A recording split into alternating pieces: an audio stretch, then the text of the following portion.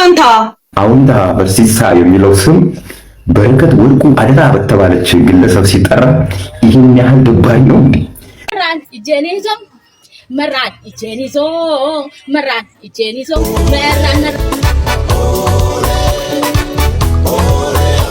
ሰላም ሰላም፣ እንዴት አላችሁ የድርሻ ቲዩብ ተከታታዮች? ይህ ድርሻ ቲዩብ ነው። እኔ ደግሞ ድርሻ ነኝ።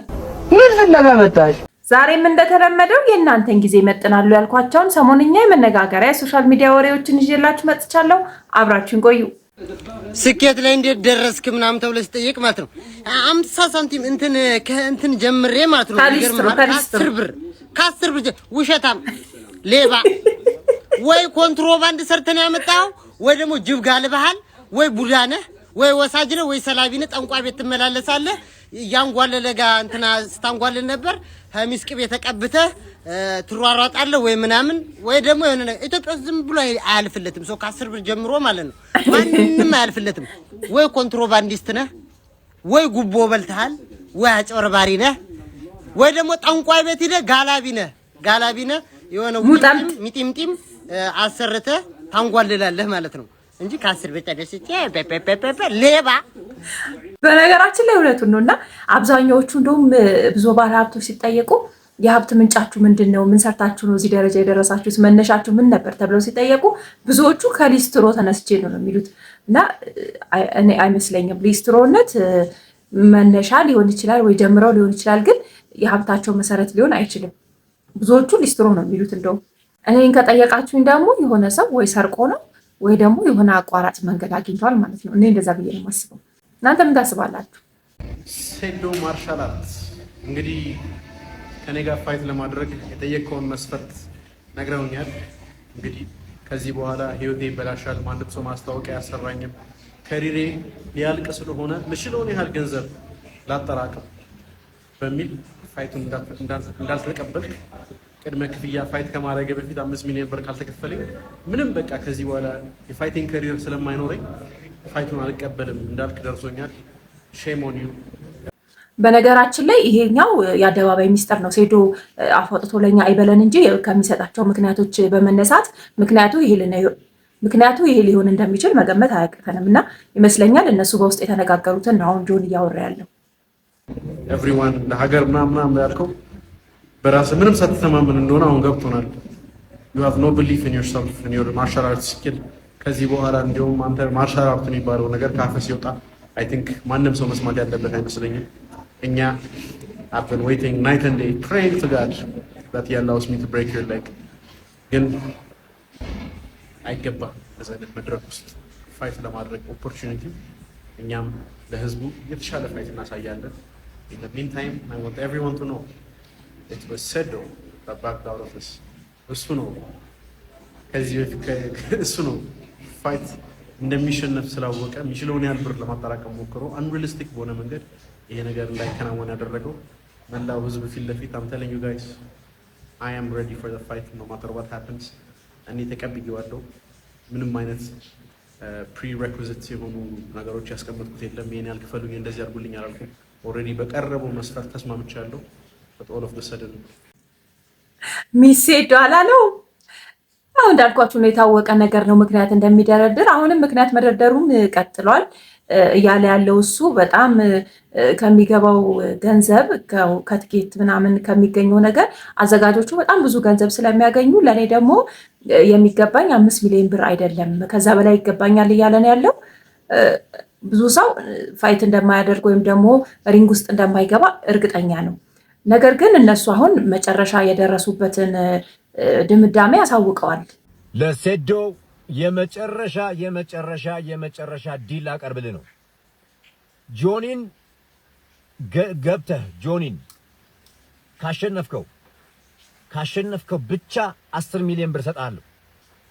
ከማኔጅመንት ጋር ተነጋግሬ 10 ሚሊዮን ብር ካሸነፍከው ብቻ የኢትዮጵያ ሕዝብ ሴዶ ሪንግ ገብቶ ሲጫወት ማየት ይፈልጋል። እኔ ደግሞ 10 ሚሊዮን ብር እሰጠዋለሁ።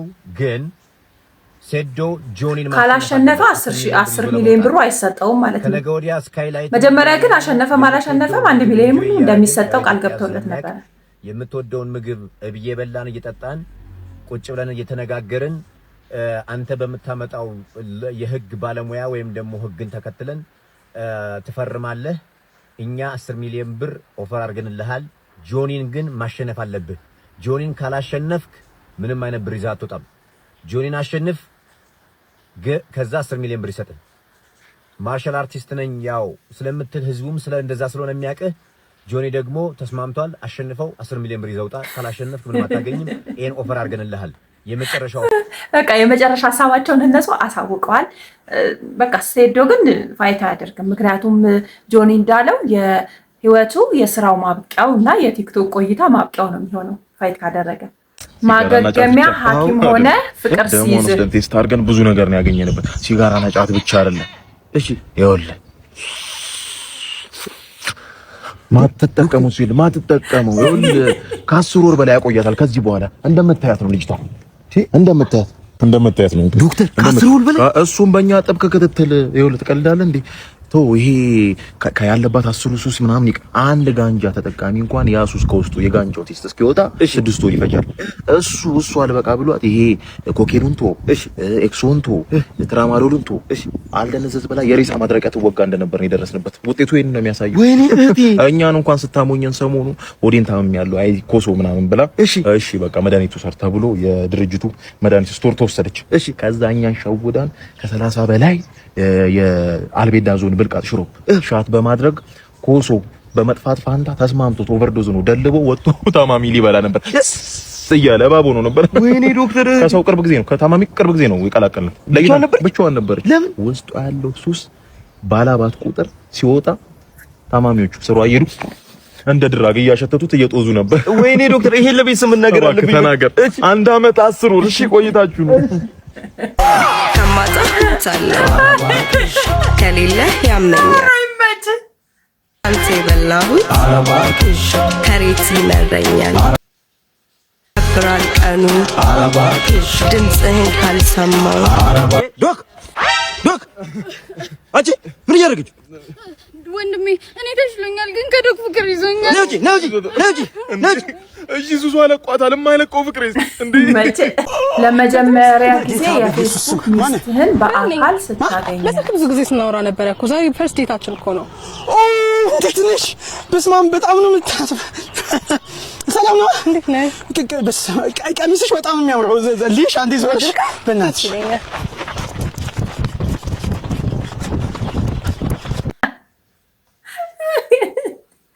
ሩጣ መለጠ ይሄን የመሰለ ስጦታ ማንንም አያገኝም እናቴ ይሄን ይዘሽ እኔ ካንቺ ጋር ልሂድ ገደል ሂጂ ለአዲስ ቤት እንዲህ አይነት ስጦታ ነው የሚሰጠው ኧረ እማዬ ቤት ልንመርቅ እኮ ነው የምንሄደው እና እኔ ለቅሶ ቤት አላል መሶብ መስጠት እኮ ድሮ የቀረ ነገር አግኝተው ነው እንዲያውም እናንተ ሄዱ እኔ ከአባዬ ጋር ብሄድ ይሻለኛል እሱ ደህና ነገር ይይዛል ኧረ ከኔ ጋር ትሄጂ እኔም ከሱ ጋር ነው የምሄደው ስትፈልጉ ጉድጓድ ግቡ ልጆች አባዬ ካንተ ጋር ነው እሺ የምሄደው ከኔ ጋር ልትሄዱ አዎ በቃ እሱን አስቀምጠህ ስጦታህን ያዝና እንሂድ ይሄን እኮ ስጦታ ብዬ ይዤ የምሄደው አባዬ ልናርስ ወይም ልንኮተኩት እኮ አይደለም የምንሄደው ቆንጆ ስጦታ እኔም ይሄን የመሰለ መሶብ ወርቅ ገዝቻለሁ እንዴ ማማችሁ ነው የቤት ምርቃት እኮ ነው ታዲያ መኮትኮቻና ከፋን የመሰለ ምን ስጦታ አለ ኧረ እኔ አልሄድም ኧረ እኔም አልሄድም ነኝ ገደል ግቡ በነገራችን ላይ መሶብ ለሰርግ ስጦታ ተሰጣችሁ ማለት በጣም ተወዳጅ ናችሁ ማለት ነው በዛ ሰው እንደውም ብዙ ጊዜ የሙሽሪት እናት ናት መሶብ ለልጇ የምትሰጠው በስጦታ መልክ ማን ስለሆኑ ነው ሴቶቹ ያበሻ ቀሚስ አድርገው ቁጥር የሚያሳዩ ከፍለን ገንዘብ ከፍለን አይደል የምናየው አንተ ለሴቶች ብለህ ነው እንደ ገባው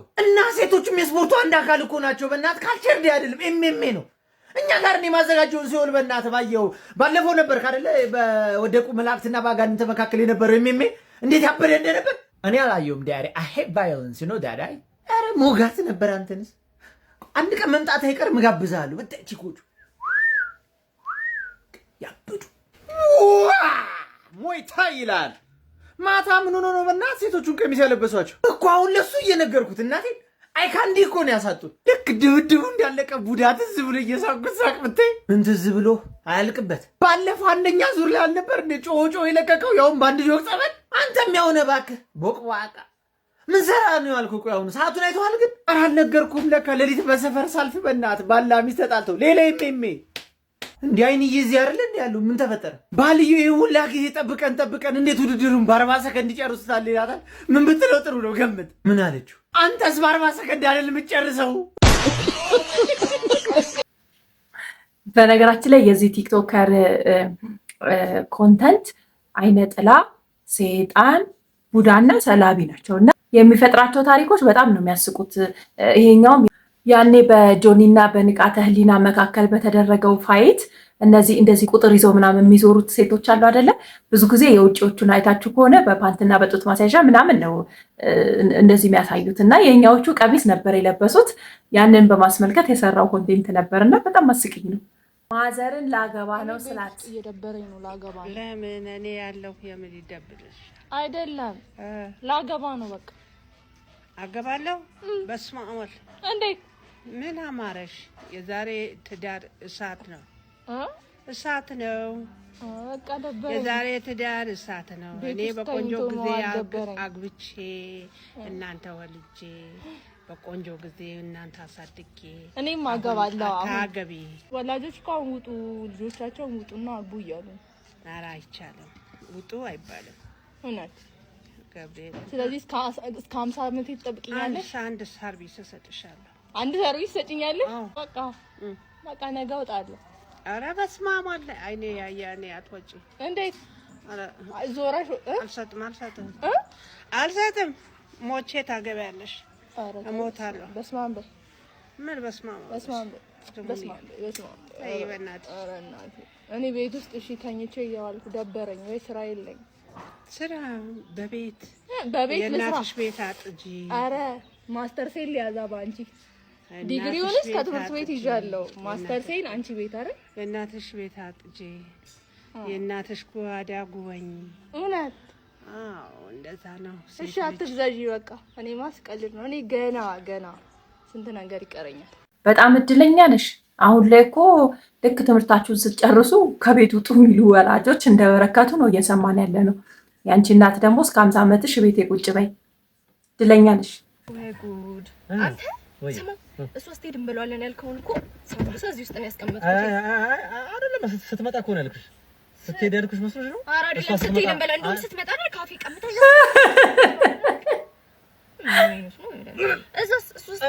አንዳንድ ሰው እኮ ገገማ ነው። እንዳረሰው ብዬ እኮ ተደበልባለች እኮ እሷ ስትመጣ ሳምቡሳውን በልተን አብረን እንሄዳለን ያልኩት። አይደለም እዛ ቦታ እሷ ስትሄድ እና አንቺ ብቻ እንሄዳለን አለ። እኔ ሴሪ ልትል ነው እንሄዳለን ብሎኛል።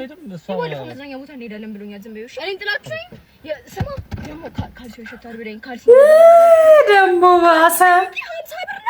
ወይኔ ካልሲ አይደለም ላንቺ አልኩት ነው። ምንድን ነው የምታወራው? ኧረ እኔ ምን አውቃለሁ። ምን እንገዛላታለን ብሎኝ ነበረ። አይ ነው እንዳረሰው እኮ ለስቶስ ብዬ ነው ለመናገር አይደለም። አሁን አንቺማ ምንም አልሰራሽም እኮ ክፉ አስበሽ አይደለም። ጓደኛዬ ታስተላ ጠብቂ ስማ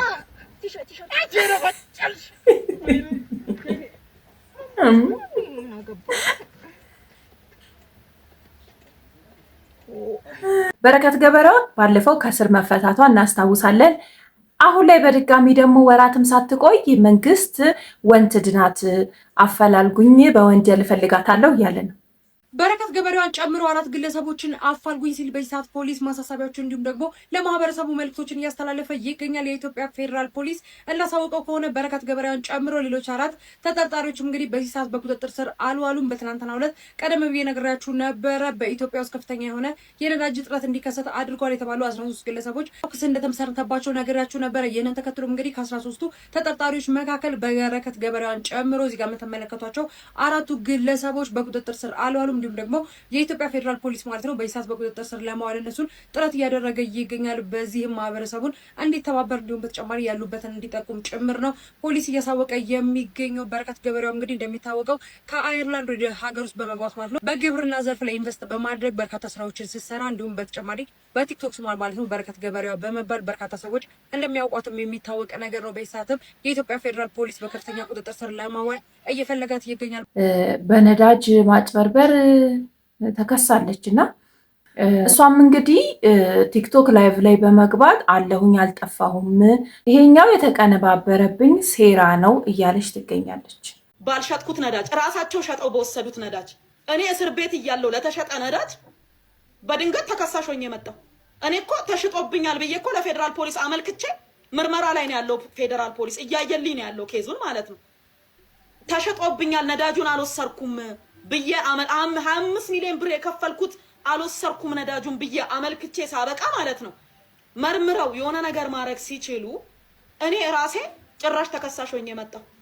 ነዳጁን አባክነሻል ሸጠሻል ተብዬ ማለት ነው ያልወሰርኩትን ነዳጅ እስር ቤት እያለው የወጣ ነዳጅ ከጅቡቲ ገባ። ይሄ ነው የተከሰተው ነገር፣ ይሄ ነው የተፈጠረው ነገር። እንደማንኛውም ሰው በሚዲያ ነው ያየሁት። በዛ ላይ ደግሞ ልክ እንደጠፋው ቆይ እኔ አንድ ጥያቄ ልጠይቅ። ፊንቴክ ኢንቨስትመንት ስለ ፊንቴክ ኢንቨስትመንት ስናወራ ዋናው መስራቹ ሰውዬ ማን ነበረ ስሙ? ዋናው ሰውዬ ፊንቴክ እኮ ግርማይ ገብረ ሚካኤል ነው የሚባለው የሳውዝ አፍሪካው ዋንጫ ያዘጋጀ የነበረው። ግርማይ ነገ ሰው እንሆናለን፣ ታክሲ ሰርተን እንለወጣለን። የተለያየ ንብረት ሸጠው ከየትም ከዘመድ ከወገንም አስቸግረው በጣም ምስኪን ወገኖቻችን ወስደው ያስረከቡትን ገንዘብ 1.6 ቢሊዮን ብር ይዞ ጠፋ የተባለ ሰው ነው። ክስ ከተመሰረተበት 2 ወር አልፎታል። ይሄ ሰውዬ ወንትር ተብሎ ተለጥፎ አይተው ታውቃለህ? ተፈላጊ ተብሎ ተለጥፏል። እስካሁን ድረስ አይተዋል? እሱን ሰው አላየኸው? ስንት አይነት አሁን እንግዲህ በረከት በዚህ መልኩ አለሁኝ አልጠፋውም። ምንም እንደማንኛውም ህብረተሰብ ይህንን ዜና በሚዲያ ነው የሰማሁት። ስለዚህ እንደዚህ ተብሎ ስሜ መጥፋት አልነበረበትም። ስለ ነዳጅ ጉዳይም የማውቀው ነገር የለም ብላለች። እንግዲህ ረዘም ያለ የላይቭ ቆይታ ነበር የነበራት እና በጣም ብዙ ሀሳቦችን አንስታለች። ካነሳችሁ ሀሳብ መካከል ከአወንታ በርሲሳ ጋር የተገናኘ ይገኝበታል። ስሊፑን አሁን ልልክልህ እችላለሁ። 5000 ብር ሁሉ ነው የሚቀበለው። ብዙ ብር አይደለም፣ 5000 የኢትዮጵያ ብር። የሆኑ ሰዎች ግን ጥቆማ ሰጥተውኝ ቪዲዮን ሰርቻለሁ አላቸው ለፌደራል ፖሊሶች። ተናደዱ። በጣም ታውቃለህ፣ በጣም ተናደዱ። ያላየኸው ነው እንደ የምታወራው አሉት። ያልሰማው ነው እንደ የምትናገረው። እኛ እኮ ሰዎቹ አንተ ጋር መጥተው የከሰሱ መስሎን ነው። አይ ሰዎቹ እንኳን እኔ ጋር አልመጡም ማለት ማንም ሰው አልመጣም ካለ ኤኒታይም ያቅርባቸው ሰዎቹ። ገባክ?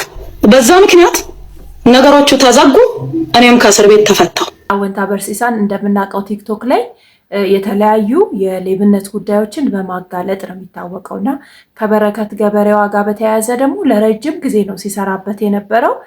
መጀመሪያ ላይ እስር ቤት ገብታ ነበረ። ከዛ በኋላ ደግሞ ወታለች። አሁንም አላቋረጠም። ንትርካቸው የሁለቱ ቀጥሏል። እሷም እሱን ትከሳለች፣ እሷም እሱን ይከሳል እና ላይቭ ላይ ደግሞ ለሰጠችው ምላሽ ይሄንን ብሏታል። አወንታ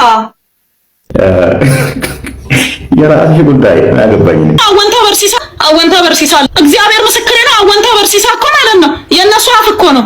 አወንታ በርሲሳ አለላቸው። ይመጣል፣ ይከፈላል፣ ይናገራል። አወንታ በርሲሳ የሚለው ስም በረከት ወርቁ አደራ በተባለች ግለሰብ ሲጠራ ይህን ያህል ደባሪ ነው እንዴ? ይኸው ዛሬ መጥቻለሁ፣ ቀጥሬሃለሁ። አወንታ መተህ መግለጽ ነበረብህ። መተህ እኔ ሰነድ አምጥቼ ሞግትክ ነበረ። አንተ ግን አንድ ሰነድ የለም፣ እየተከፈለ እየመጣ ስለኔ ትለፈልፋለህ። መንግስት ከሚፈልጋቸው በአደገኛ ወንጀል ከሚፈልጋቸው 4 ግለሰቦች መካከል አንዷ ናት። ስለዚህ ከተደበቅሽበት ጎሬ ወተሽ ነይ ብሎ ጥሪ ያወጣላትን ሴት እንዴት ላይቭ ላይ ያወራታል ብለህ ገመትከኝ?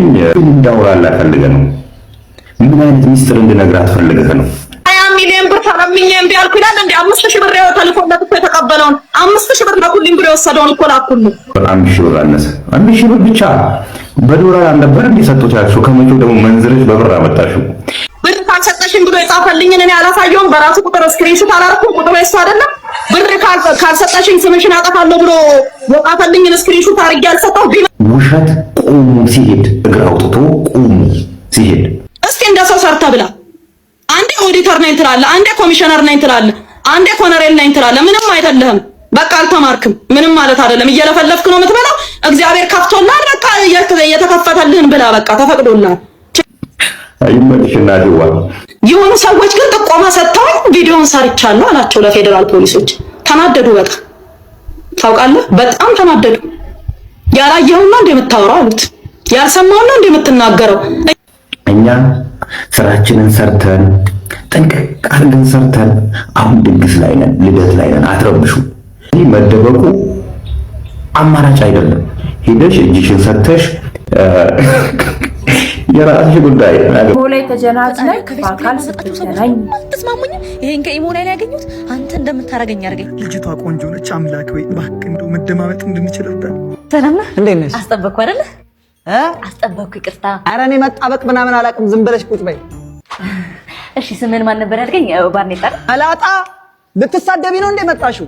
አረ ባርኔጣ ነው እንዴ ስም? ብንከባበር ደስ ይለኛል። ማንኛውም ለትዳር መስፈርትሽ ምንድን ነው? የኔ መጀመሪያ መስፈርት በጣም ያዳመጠኝ ሰው ፈልጋለሁ። በጣም አዳማጭ መሆን አለበት። አላጋጭ ማዳመጥ ለማላገጥ እዛው አናላግጥም እንዴ? ማላመጥ ምን ያደርጋል እንዴ? አረ እዚህ ጋር እኮ ነኝ ያለሁት። ምን ያስጮሃል? ጮኩብሽ እንዴ? እሺ ስሙና ተማሪ ሰራተኛ አብረን እንተኛ ብለሽ ጭራሽ እንተኛ። ገና መታወቃችን አይደለ እንዴ? ምን ተይዞ ጉዞ ምኑን ይዘን ነው ምን ተኛው? ሶዬ እኔ ምን አይሰማል እንዴ?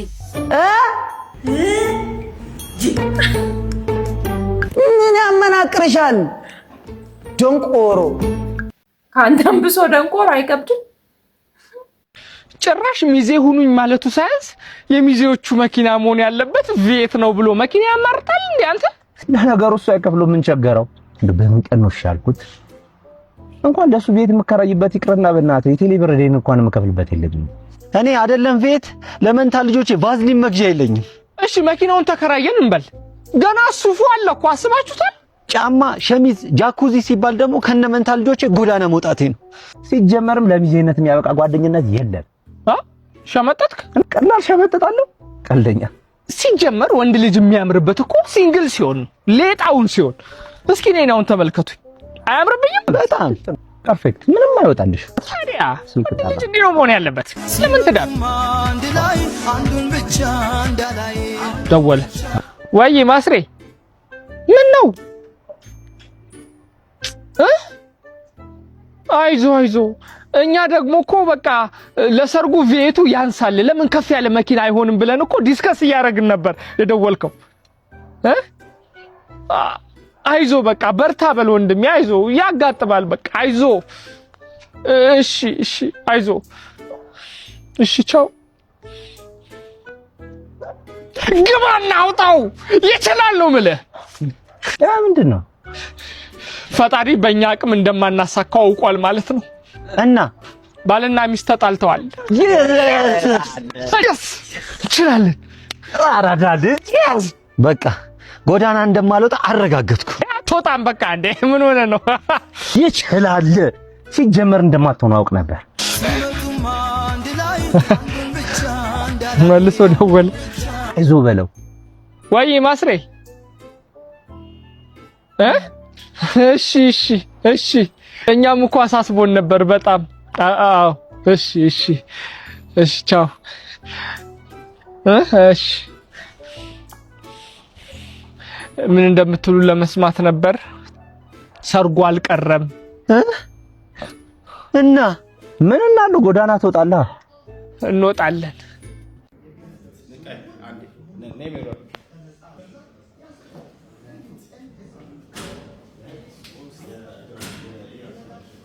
ፍልፍሉ እንግዲህ ስትሮክ መቶት ፓራላይዝድ ሆኖ እንደነበረ እናስታውሳለን እና ረጅም ጊዜ ሆስፒታል ቆይቷል። ከዛ በኋላ እንግዲህ አሁን ላይ ወጥቶ ፊዚዮቴራፒ እና የተለያዩ ሕክምናዎችን እያደረገ ይገኛል። ደህና ይመስላል። እግዚአብሔር እንግዲህ ጨርሶ ይማረው ነው የምንለው። ለዛሬ እናንተን ጊዜ መጥናሉ ብዬ ሰብሰብ ያደረኳቸው የሶሻል ሚዲያ ወሬዎች እነዚህን ይመስሉ ነበረ። ስለተከታተላችሁኝ አመሰግናለሁ። ላይክ፣ ሼር፣ ሰብስክራይብ ማድረጋችሁ እንዳትረሱ። ቻው ቻው።